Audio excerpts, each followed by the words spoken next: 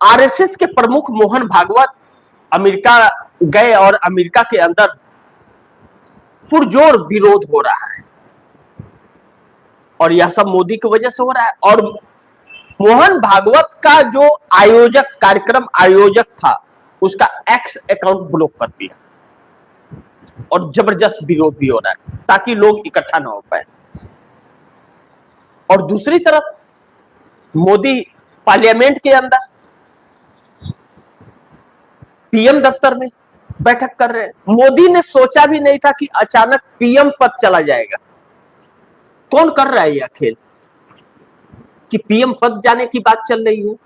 मोदी ने एक बैठक की 20 सांसदों के साथ जिसमें पूरा कैबिनेट बदलने का, लेकिन उसमें 40 साल के ऊपर और 60 साल के ऊपर के लोगों को हटाने की कोशिश की गई। कुछ बुजुर्ग जो 60 साल के आसपास के या 60 साल के ऊपर के हैं, 4 ऐसे नाम हैं, उनको हटाया जा रहा है। उसमें से एक शख्स ने इनकार कर दिया कि मैं तो नहीं इस्तीफा दूंगा। अब मोदी मुंह ताकते रह गए। अब मोदी के इस्तीफे मांगे जा रहे कि आप दे दो, 75 साल हो गए, हमारा मांग रहे हो, आप अपना दो ना, खुद नहीं दे रहे हो, दूसरे के ले रहे हो। यह बात आपस में अब होने लगी। दूसरा, कैबिनेट को पूरा बदलने की कोशिश है 20 मंत्रियों को और कुछ मंत्रियों को नया लाने का। अब इसमें एनडीए में भी रार हो गया, दरार। तो अब नरेंद्र मोदी के इस्तीफे की मांग हो गई कि आप पहले पीएम पद छोड़ दो। आप 76 साल हो और 65 साल के लोगों को हटाओगे या 76 साल का बुढ़ा बैठा रहेगा? मतलब दूसरे पे लागू हो रहा है, आप पे लागू नहीं हो रहा है। और उधर मोहन भागवत बुरी तरह से फंसे हुए। कार्यक्रम उनका होगा या नहीं होगा, 29 तारीख को कार्यक्रम है मोहन भागवत का।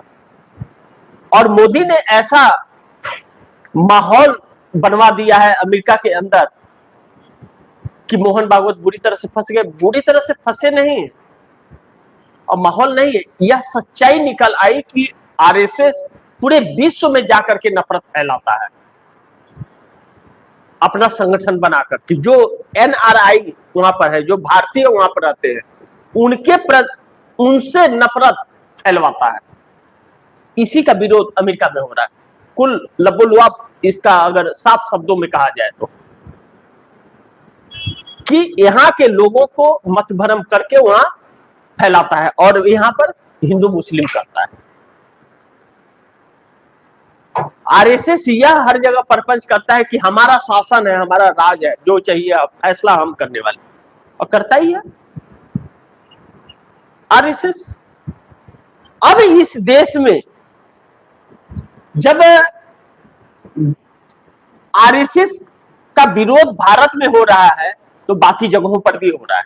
अब जो जानकारियां आरएसएस के बारे में नहीं थी लोगों को, वह भी जानकारियां होने लगी और उसे रिसर्च करने लगे। लोग सर्च करके जानकारियां जुटाने लग गए।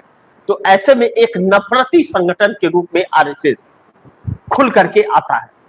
अब इस बीच मोदी के साथ खेल आरएसएस भी कर रहा है और भाजपा के लोग भी कर रहे हैं।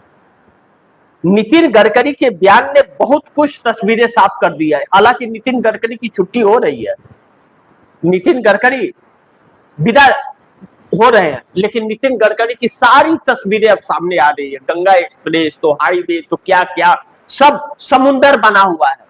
समुंदर और स्विमिंग पूल का नजारा नितिन गडकरी के हाईवे पर दिख रहा है पूरी तरह से। लोगों की जिंदगी को जर्जर बना दिया इस सरकार ने। और 2047 तक विकसित भारत पूरी तरह से आपको भूखा नंगा बना देती है सरकार। 2047 तक रह जाएगी तो 1947 में भी वैसे नहीं रहा होगा यह देश जैसा नरेंद्र मोदी बना जाएंगे 2047 तक अगर रह गए तो। यह इनकी विकास की गंगा है।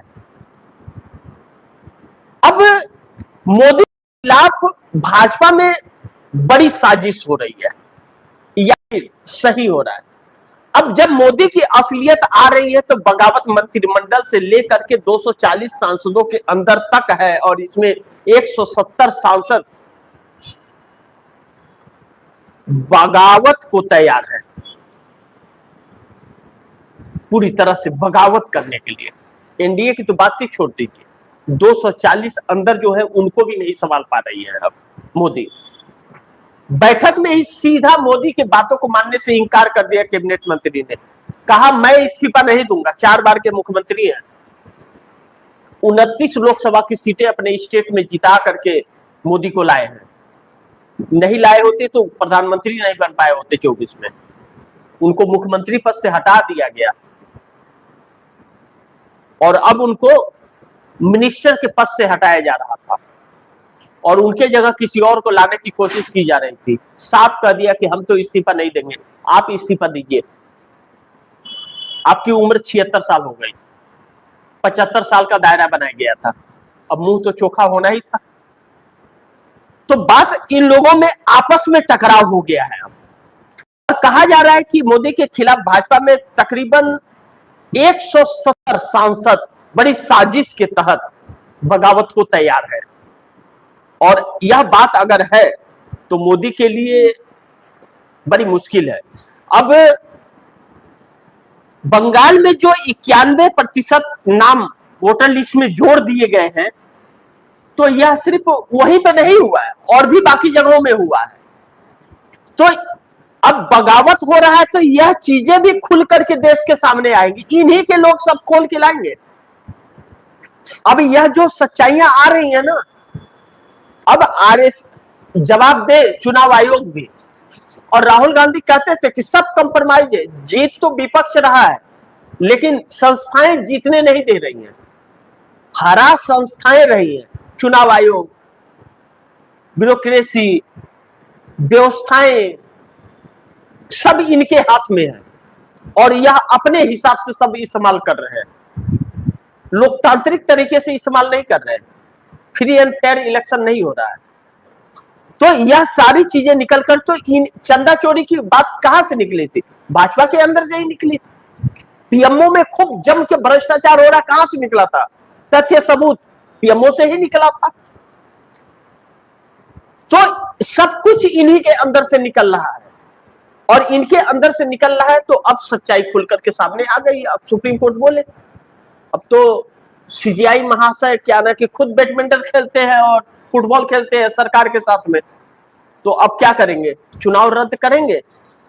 चुनाव वही रद्द नहीं होगा, बिहार का भी चुनाव रद्द होगा। यही कारनामा बिहार में भी हुआ है। बिहार में एडीआर के संस्थापक प्यारेलाल कर कहते हैं कि 102 विधानसभा की सीटें महागठबंधन से चुरा लिया एनडीए ने। यह इस शब्द का इस्तेमाल उन्होंने किया कि 102 विधानसभा सीटें एनडीए गठबंधन ने महागठबंधन से चुरा लिया, यानी कि इंडिया गठबंधन से चुरा लिया। और लोकसभा में भी 76 सीटें चुरा ली, 74 सीटें, माफ कीजिएगा, 74 लोकसभा की सीटें चुरा ली थी। अभी ज्ञानेश कुमार है, उस वक्त राजीव कुमार थे, लेकिन बिहार में तो ज्ञानेश कुमार ने सरकार बनवा दी। पहली बार भारतीय जनता पार्टी को 89 सीटें जीत करके आई। जिस भाजपा को कहा जा रहा था 40 को पार नहीं कर पाएगी, 100 के आसपास पूरा एनडीए निपट जाएगा, वह एनडीए 202 सीटें लेकर, 200 से ज्यादा सीटें लेकर के आ गया। अभी यह जो हालात बने हैं, यह हालात अब देश को जगा रखे हैं और सच्चाई एक एक व्यक्ति के सामने आ गई है। तो अब जब भाजपा के अंदर तो सच्चाई सबको मालूम है, तो भाजपा के अंदर अब खिलाफ होने लगे हैं। तो 240 को भी संभाल नहीं पा रहे। कैबिनेट विस्तार पर क्या होगा, यह तो बड़ी महत्वपूर्ण है। लेकिन अब जो प्रधानमंत्री नरेंद्र मोदी की कुर्सी पद जो इनका एक चुनौती बन गया है ना, अब लगता है कि हटा दिए जाएंगे प्रधानमंत्री की कुर्सी से मोदी, और इनको भाजपा के लोग ही, आरएसएस ही नहीं रहने देगा। नितिन गडकरी जैसे लोग हैं, या नितिन गडकरी तो खुल करके बयान दे दिया, बाकी लोग तो अंदर खाने क्या नाम है कि गुस्सैल टाइप में बने हुए हैं। तो अब क्या होगा नहीं होगा, यह वक्त